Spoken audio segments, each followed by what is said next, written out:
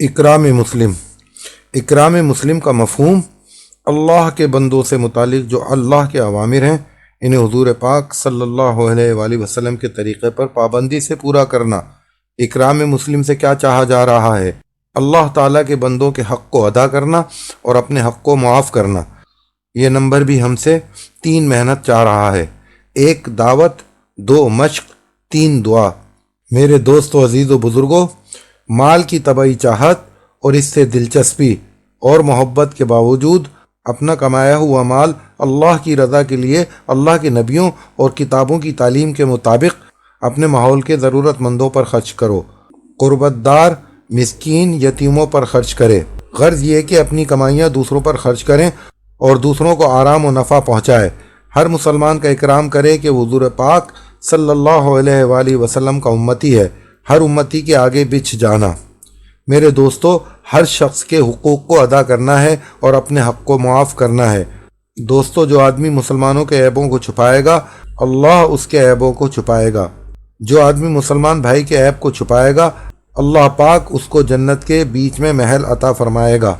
میرے دوستو، اس لیے ہمیں اکرام مسلم کی حقیقت کو حاصل کرنے کے لیے بھی 3 کام کرنے ہوں گے: 1 دعوت، 2 مشق، 3 دعا۔ پہلا کام دعوت، اس کے لیے دوسروں میں دعوت دے کر اکرام مسلم کا شوق پیدا کرنا ہے۔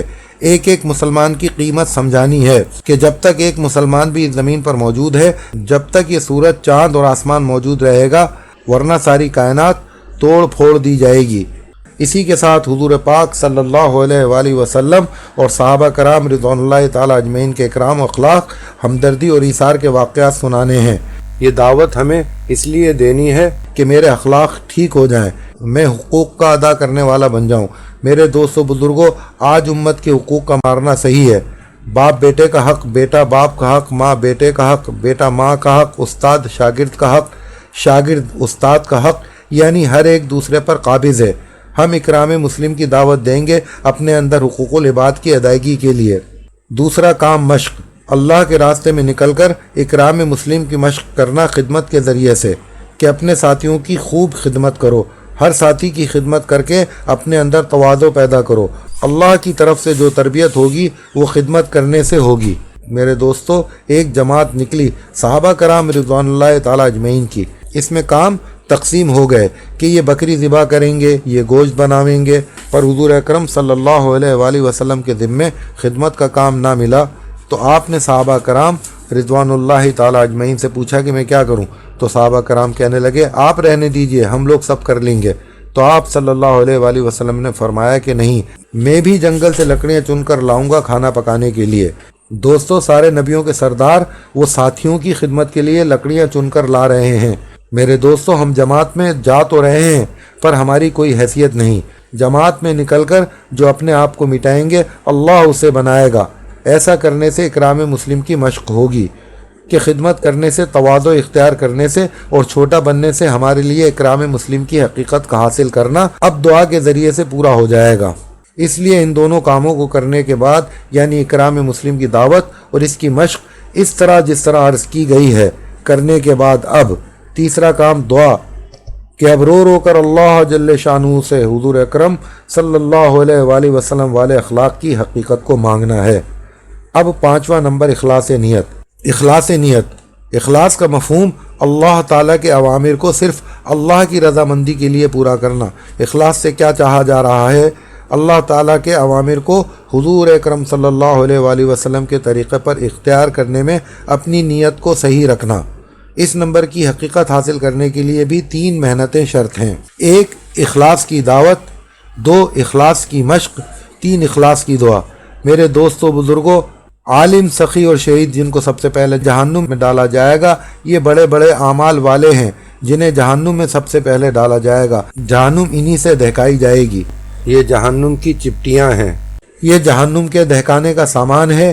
یہ بڑے بڑے اعمال والے صرف اس وجہ سے کہ ان کی نیت صحیح نہیں رہ سکی۔ ابو ہریرہ رضی اللہ تعالیٰ عنہ جو اس روایت کے نقل کرنے والے ہیں، وہ خود اس حدیث کو بیان کرتے کرتے بے ہوش ہو جایا کرتے تھے۔